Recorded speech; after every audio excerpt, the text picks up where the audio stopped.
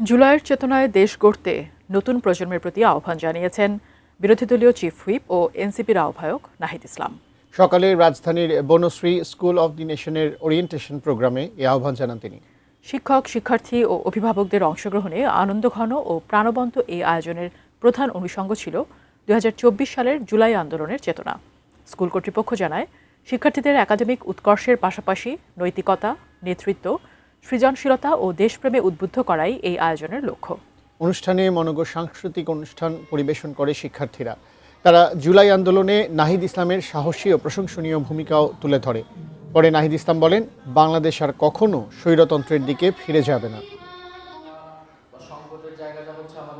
এই নতুন প্রজন্মের শিক্ষার্থীদেরকে গড়ে তুলতে হবে সেই দেশপ্রেম, সেই মূল্যবোধ, যাতে আমরা একটা সমৃদ্ধশালী বাংলাদেশ গড়তে পারি, একটা স্বাধীন সার্বভৌম বাংলাদেশ গড়তে পারি, যে বাংলাদেশে আর কখনোই আগের মতো স্বৈরতন্ত্রে আমরা ফেরত যাব না, বরং আমরা সামনের দিকে কিভাবে আধুনিক বিশ্বের সাথে তাল মিলিয়ে পৃথিবীর বুকে মাথা উঁচু করে দাঁড়াতে পারবো।